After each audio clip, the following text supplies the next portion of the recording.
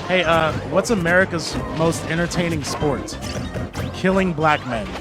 eSports championships. The events that give our professional gamers, aka people who just play video games all day, to compete. And don't get me wrong, I play video games myself, but if this is your identity, playing games all day, it's kinda shameful. If you're making money out of it, that's fine, it's great, but still, you get the point. Literally millions of people play a certain game. How many succeed? And here are some reasons why every time I hear the word eSports, a smile of laughter appears on my face. Number 1, the cringe. When making research for this video, I came across the idea that gaming is a sport. At first I couldn't believe it. I asked Google, is gaming a sport? The definition of a sport is a physical activity that contributes to the development, blah blah blah.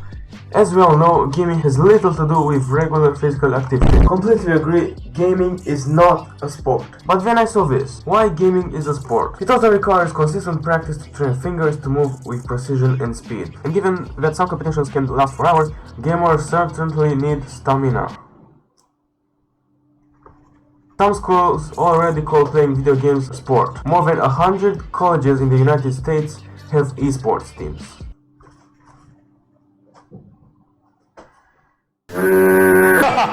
Moving on, G2A posted an article in November last year. Is gaming a sport? Let's find out. Gaming is often associated with hardcore, and this unique, very unique, activity can be considered a sport. Why? So it's kinda confirmed. I read the article, nothing else interesting here, except the fact that the first esports competition took place in 1972, and the Dota 2 International reached a whopping 40 million prize pool in 2021. That's insane. Also, if you go to ESL.com, about who we are, about our vision, you'll come across something strangely funny. EFG's vision and purpose is to create worlds beyond gameplay, where players and fans become community. Whatever. At DreamHack Sports Games, we create a world where traditional sports meets esports. What? I don't understand. I know that you get incredibly good finger speed and reaction or whatever, but still. Timmy, stop playing video games. Go outside. But mom, gaming is considered a sport now. Look. Oh, and pro gamers are also considered athletes. I'm not gonna add anything to this. I'm not going to talk about the cringe that happens in the event. You can watch the cringe compilations by yourself. So let's move on to the next reason. Number 2, it gives kids fake hope. There are a lot of 10-year-olds out there that are like, ooh, this guy is making millions of dollars playing Fortnite. I want that too. I know what I have to do.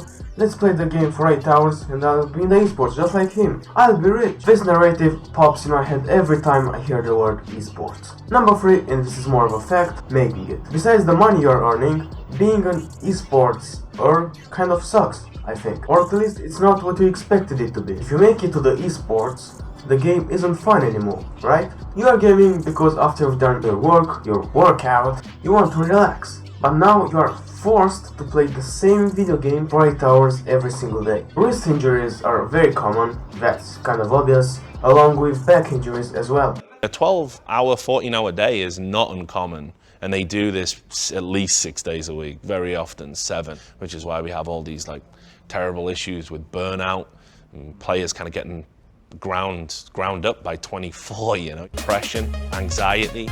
There's a lot of pressure to do that kind of extra work. Wrist injuries have become prevalent in esports and can end careers before they get started. But for many players, mental health issues are as much a concern as the physical. In conclusion, making it to the esports is the classic don't judge it book by its cover. Thank you for letting me waste your time, and as the outro, I let this meme made by myself play. Welcome to the first day of your new life. You're not hard stuck in goal anymore. You escaped. You made it. You see now, nobody's in control but you and your random teammates. You still made it though. Now get ready to lose all fun at the game and get absolutely railed by people who grind this game 8 hours per day.